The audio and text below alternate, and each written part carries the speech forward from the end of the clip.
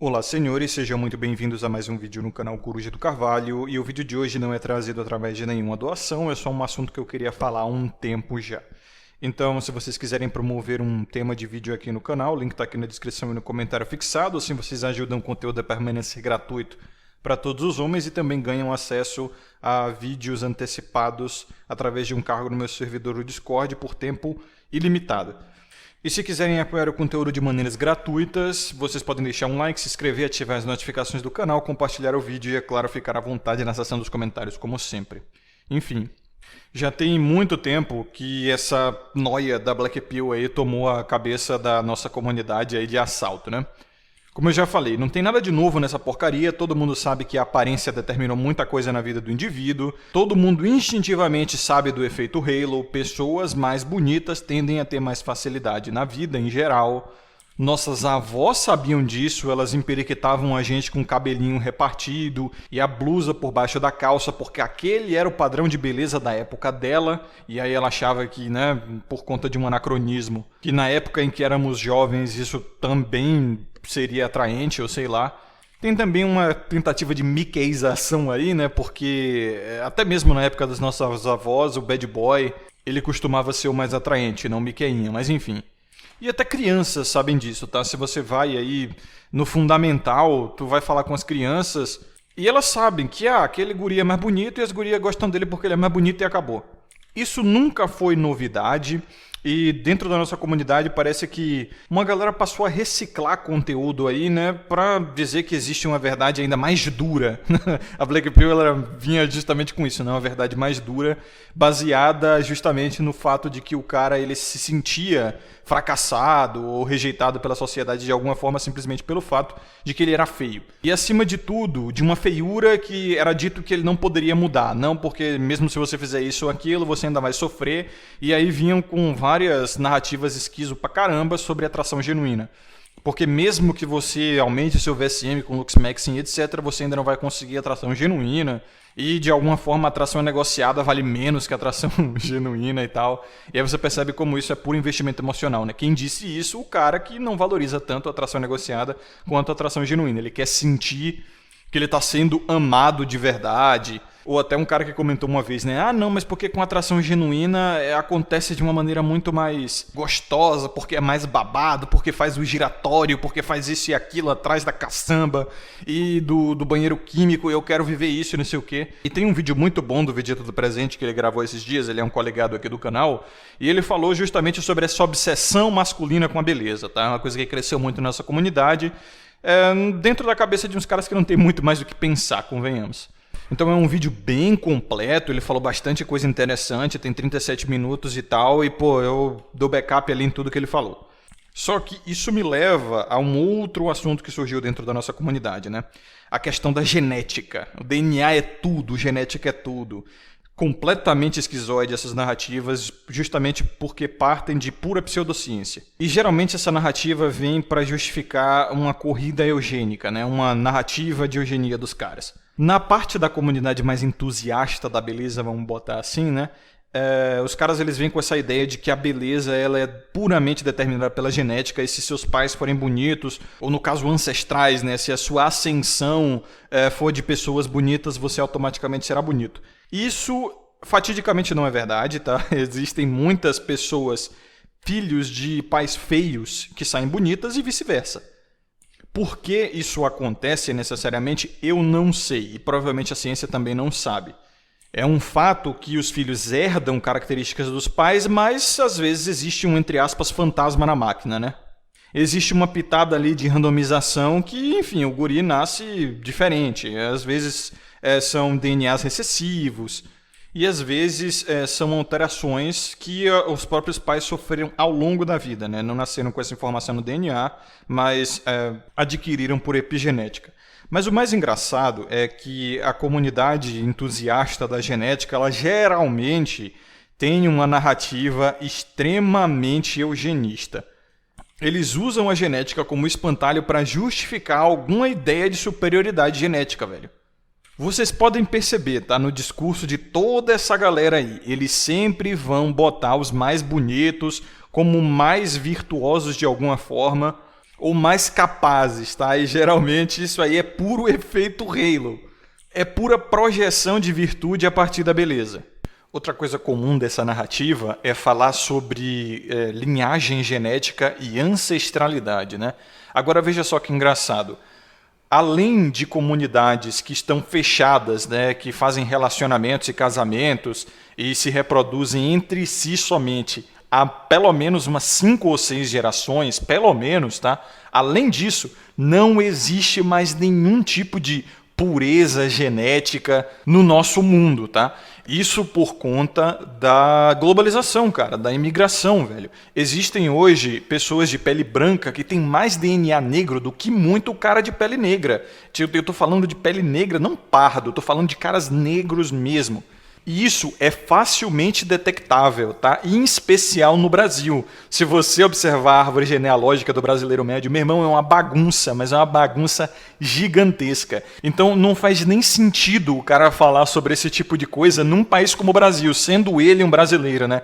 Falando sobre ancestralidade, falar sobre o próprio povo, pureza genética, cara, isso é tudo narrativa esquizoide, escapista, né? Para ele não admitir a própria realidade de que ele é miscigenado como qualquer outro brasileiro. E geralmente o hiperfoco nisso, vocês podem perceber, tá? Vem por conta de uma insatisfação por ele se achar melhor que o brasileiro médio, tá? Ele está insatisfeito com o povo brasileiro, com a realidade do nosso país, com a cultura, com a política e tal. E ele se acha especial pensando assim, eu não faço parte dessa gente, sabe? Eu não faço parte desse povo. E aí ele tenta criar na cabeça dele uma narrativa de que, sei lá, ele tem algum tipo de ancestralidade de um povo com IDH mais alto, às vezes porque ele encontrou, sei lá, 4% de DNA branco no sangue dele. Ou porque algum ancestral dele é primo de 3º grau de algum príncipe da Inglaterra, ou sei lá, do país de Gales há alguns séculos atrás. Ou simplesmente porque ele tem fenótipo branco, né? Ele tem aparência de branco. E o mais engraçado é que no Brasil, principalmente, né, tem uma cacetada de branco cheio de DNA negro indígena, por incrível que pareça, mesmo que não tenha determinado totalmente o fenótipo dele. A narrativa também comum dentro dessas comunidades é dizer que a beleza ela é algo estipulado, talvez até por algum tipo de deus aí, um determinismo, sabe? E a noia disso qual é? É que isso é sofisma pura, cara. E sofisma é essa capacidade de dizer coisas que fazem sentido e que soam certas, mas se você analisar a fundo, percebe que estão erradas. Como, por exemplo, a narrativa de que a simetria atrai o ser humano, né? Aquelas leis áureas e Fibonacci e a geometria perfeita e tal, que é uma coisa estudada já desde os gregos e que realmente, quando você põe em teste, você percebe que certas formas são mais atraentes que outras, né? Como, por exemplo, plantas mais redondas, elas costumam ser mais atraentes do que plantas pontiagudas. E o pontiagudo ele tende a ser realmente uma coisa que nos causa uma sensação de desconforto, às vezes até de medo, porque, bom, garras, presas, espinhos, farpas, né? Tudo isso é pontiagudo e são usados por predadores para caçar ou simplesmente para inocular veneno em caso de predadores também plantas, né? Então, evitar coisas pontiagudas nos fez sobreviver ao longo da evolução. Só que a sofisma está em, por exemplo, dizer que isso foi algum tipo de determinismo e não foi meramente uma necessidade ambiental, tá? Uma necessidade de adaptação nossa. Por exemplo, veja só como o cara ele observa as coisas da maneira que ele quer observar para justificar a narrativa dele. Quando ele pega uma foto de uma paisagem bonita ou de uma pessoa bonita, ele vai dizer que todo mundo vai achar aquilo bonito porque é algo que está dentro do ser humano, apreciar essas formas automaticamente. Só que ele não percebe que é muito mais provável que nós, como humanos, tenhamos aprendido a achar essas formas bonitas porque elas são as mais presentes para nós. Vamos lá, o que você acha que é mais provável? O ser humano ele já nascer apreciando a beleza ou ele aprender a apreciar a beleza porque o ambiente, a paisagem que ele acha bonito lhe traz tranquilidade, lhe traz paz, lhe traz sensações boas e foi o que ele viu ao longo da sua vida inteira. Geralmente, o conceito de beleza ele está associado ao conceito de algo familiar, né? E de que te traz sensações boas, acolhedoras, e assim lhe causando uma sensação de que você vai sobreviver ou vai viver melhor na presença dessa beleza. Então perceba que ambas as narrativas elas têm uma explicação evolutiva, porém uma ela parte de algum pressuposto até místico de que o ser humano ele já foi, sei lá, programado para ver a beleza nas coisas, que são automaticamente belas para ele. Mas a outra nos diz que as belas paisagens, como por exemplo de matas verdejantes, ou um oceano, né, um mar límpido e tal, foram paisagens que nossos ancestrais viram e eram as paisagens que estavam disponíveis para eles, que eles aprenderam a considerar bonito porque aquelas paisagens lhes traziam recursos, tá? Um refúgio, calmaria ou abundância de alguma coisa. E a partir disso, o sistema psicoemocional deles começou a sentir prazer em ver aquilo, entendeu? Se sentir calmo, bem, foi associando, né, essas sensações boas àquele ambiente e assim nasce a beleza. Mas agora vamos aos fatos, tá? A beleza humana, como eu já venho dizendo há anos, ela é objetiva, claro. Ela tem um quê de subjetivo, na verdade, ela não é totalmente objetiva.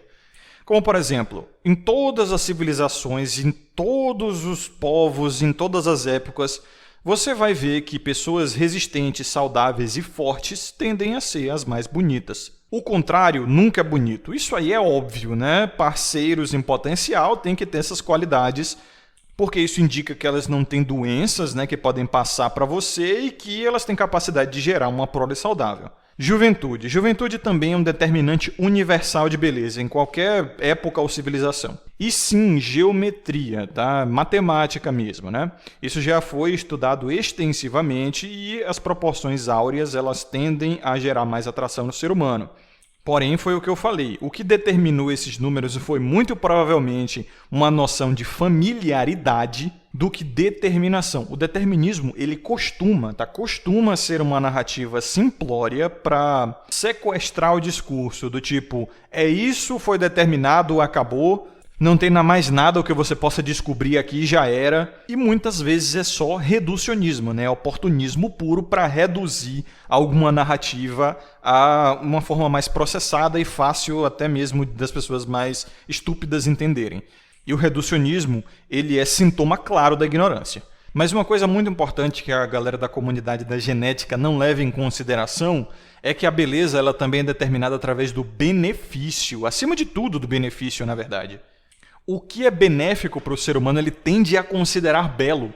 E até mesmo características substancialmente genéticas, né, como, por exemplo, saúde, força, altura, resistência e tudo mais, são justamente análises de benefício que uma pessoa faz em relação à pessoa que ela acha atraente. Por exemplo, uma pessoa resistente, que benefício ela pode me trazer? Ela não vai morrer com facilidade, né? Ela pode ter um sistema imunológico melhor para passar para o meu filho. Isso tudo é uma noção de benefício, tá ligado? Porém, também muito se esquece das determinações sociais do conceito de beleza. Eu sei que não são tudo, eu passei 10 minutos falando das noções não sociais da beleza e do que pode ser mais próximo de algo determinado e que provavelmente não é determinado. É meramente a noção de benefício do tipo, essa paisagem me traria benefícios, eu acho ela bonita, essa pessoa me traria benefícios, eu acho ela bonita. Mas as questões sociais são facilmente ignoradas, tá? E elas são as mais óbvias. Isso é que é mais engraçado. Por exemplo, vamos pegar essa noia com cultura japonesa e K-pop agora, né? Cultura japonesa é uma coisa mais masculina e cultura coreana é uma coisa mais feminina. A gente consegue entender por quê. Animes, mangás, né, atraem mais o público masculino e aquela coisa de dorama e K-pop, né, atrai mais o público feminino. Foram estratégias que esses países, inclusive, usaram para exportar cultura, porque eles estavam meio que em crise, né? E sabe o que é mais engraçado?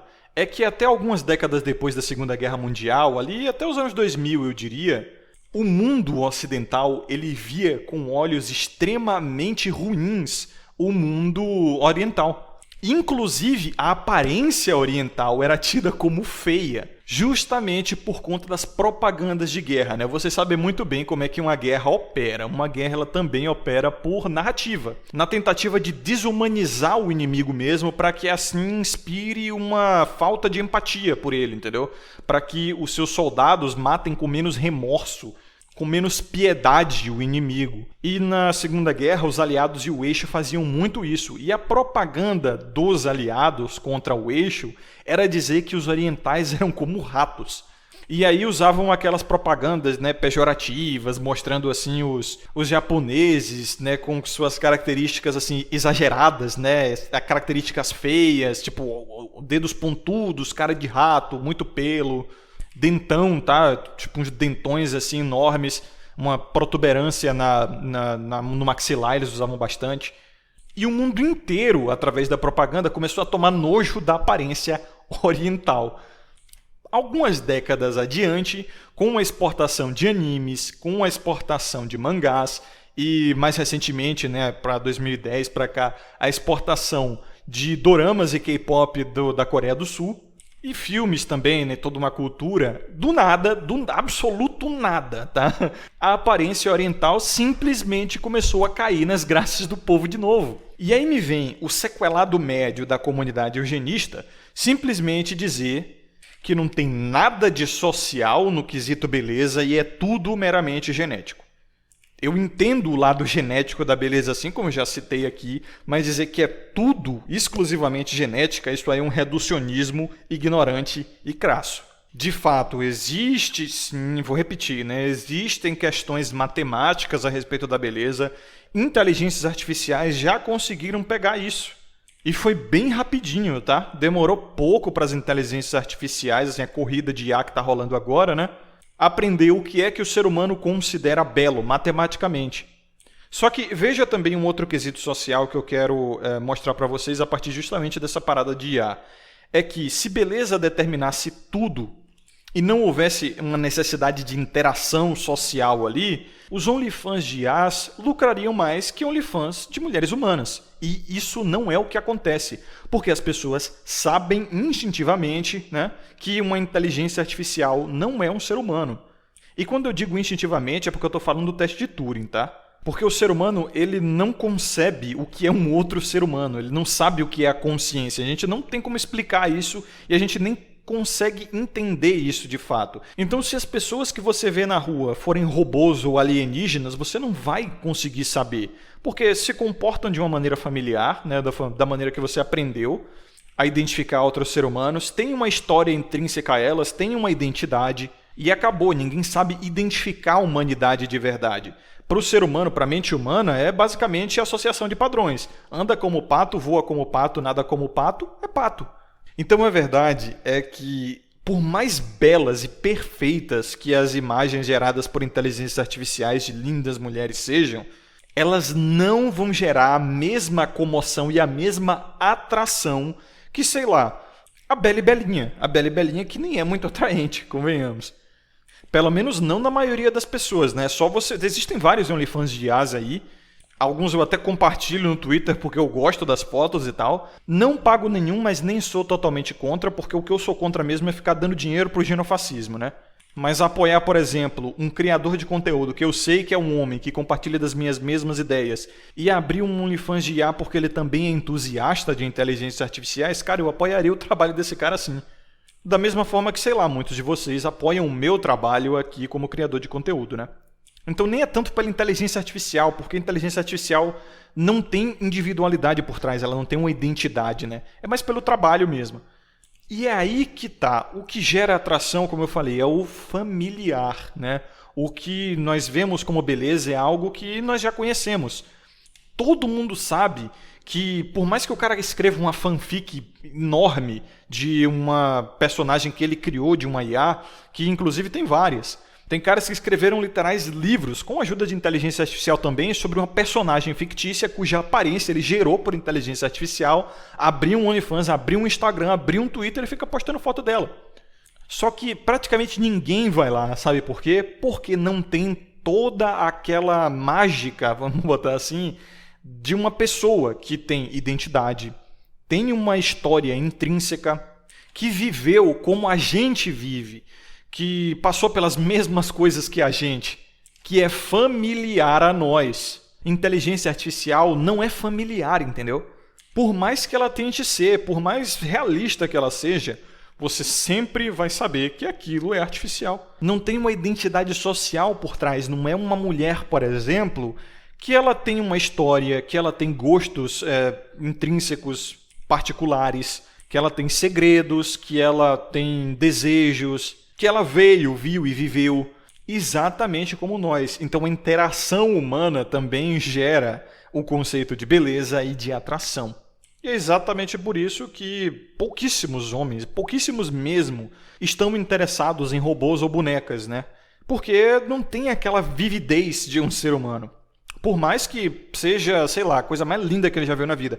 Como tem muitas bonecas que estão agora na 4ª geração, as de silicone, que, meu Deus do céu, você fala assim, mano, eu nunca vi uma mulher de carne e osso tão linda quanto essa aqui. Talvez nem virtualmente.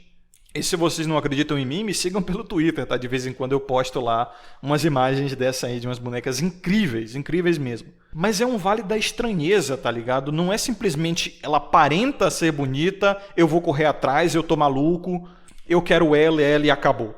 Ao longo da história humana, o que inclusive seduziu as pessoas, tanto homens quanto mulheres, é toda uma identidade social por trás do indivíduo. Do tipo, essa pessoa tem uma história, ela fez aquilo, ou ela conhece alguém, ou ela tem isso. As pessoas falam muito sobre essa pessoa. Ela tem um cargo, ela tem uma reputação. Isso é uma coisa que nem os homens, né, que se dizem tão mais lógicos e superiores, mais racionais, eles conseguem perceber, né, dentro pelo menos dessa comunidade aí dos sequelados. Quando ele está betando para a beleza de alguma atriz famosa, ou sei lá, alguma modelozinha aí de Instagram, provavelmente aí do leste europeu, que os caras adoram isso aí, essas branquinhas, né, do leste europeu, eles não estão percebendo que muito do que eles se atraem é a identidade social da mulher, velho. É a reputação da mulher. O homem ele se importa tanto com isso que o conceito de virgindade não é nada além do conceito de reputação. A virgindade real... Pô, vamos lá, né? Eu queria deixar isso para outro vídeo, mas eu vou dar um spoiler. A virgindade real ela é inconcebível, não dá para detectar. O máximo que você pode fazer é garantir que o ímã está ali. Mas existem outras modalidades sexuais que não incluem a ruptura do ímã, né? Então, o que o cara quer é a reputação de que a moça a qual ele está atraído seja limpa. Não é à toa que a gente vê uma cacetada de beta no Instagram, né, nas caixinhas do Instagram ou do Twitter, perguntando assim, minha namorada disse que já ficou com 20 caras antes de mim, devo me preocupar? Termino com ela? Isso é certo, isso é errado? O cara se importa mais com o que as outras pessoas pensam da guria que ele tá, do que o que ele pensa dela de verdade. Ele está procurando referências no mundo, entendeu? Ele está procurando determinações sociais. Mas enfim, eu vou falar sobre isso no vídeo da Desilusão da Virgem, né? Que é um vídeo antigo do TFM que eu quero não só traduzir, mas também trazer minhas perspectivas a respeito. Então você percebe que a maldita da reputação incrementa muito no conceito de beleza e na atração do indivíduo. A respeito das mulheres, eu não preciso nem dizer, né? Eu já vi extremos casos de caras que eram muito bonitos, mas simplesmente não eram socialmente atraentes, vamos botar assim, e pegava muito menos gente do que o cara mais feinho, porém ele era muito conhecido, tinha uma reputação, tinha um nome, né, e toda uma mística social por trás que fazia ele ter um ar de mistério ou de fazer as gurias pensarem, por que falam tanto desse cara? O que ele tem de especial? Por que ele gera tanto atração nas minhas amigas, sabe? Eu também quero descobrir. Mas agora, quando você pega e bota uma foto, sei lá, como essas que eu botei na thumb aí, tá? Ou foto de uma atriz muito bonita, uma modelo bonita, e você vai dizer que, assim, o que determina a beleza é puramente a genética, o que você está dizendo, ou pelo menos o que você está mostrando, é só a aparência da pessoa e você está julgando a partir disso. Esse é o efeito do Instagram, tá ligado? Esse é o efeito de redes sociais. Nas redes sociais, as pessoas validam mais o resultado do que o processo de como você chegou ali, como foi sua vida até ali, quais foram as barreiras e desafios. As pessoas querem ver, sei lá, o seu quarto pronto e não você montando o seu quarto. Querem ver seu carrão do ano, entendeu? Não necessariamente todos os perrengues que você passou para comprar aquele carro. Então isso exclui bastante daquela mística social por trás ali, né? Embora haja alguma. E é isso que criou na cabeça desses caras, eu imagino, né? Que a aparência física, tá? Ela determina tudo. Olha, a aparência ela determina tudo de fato. A aparência física, nem tanto. Porque assim, a sua aparência ela também está ligada às pessoas com quem você anda, tá? A roupa que você veste, o seu estilo, o seu porte, a sua forma de falar, a sua postura. A aparência, sim, ela determina tudo. Como eu falei, o ser humano, se ele vê uma outra criatura que se assemelha a um ser humano, ele julga automaticamente que é um ser humano ali. Ele não vai nem questionar se é uma inteligência artificial, um robô, sei lá, tá? A gente não pensa muito nisso, entendeu? A aparência, ela determina tudo, porém a aparência física é só um dos fatores da aparência geral do indivíduo. Mas enfim, né, eu acho que fica claro aí que não é só sociedade, não é só genética, e não é só psicologia que determinam a atração e o conceito de beleza no ser humano, né? Eu já dei as 3 evidências aqui. Eu dei evidências biológicas o suficiente, dei evidências sociais o suficiente e dei evidências psicológicas também, né? Como, por exemplo, o conceito de familiaridade. Eu sempre parti desse pressuposto de que tudo o que tem mais evidências é o mais correto, tá? Ninguém tem acesso à verdade, claro. Mas é fato que o que está mais próximo da verdade é o que tem mais evidências. Então, eu tripliquei as evidências a partir da narrativa da genética, né? Então, senhores, eu gostaria de ouvir a opinião de vocês aí nos comentários, já que esse tema é bastante polêmico. E a vocês que acompanharam até aqui, um forte abraço. Lembrem-se de ter sabedoria e consciência sempre, que é o Coruja do Carvalho. Vejo vocês no próximo vídeo e até mais.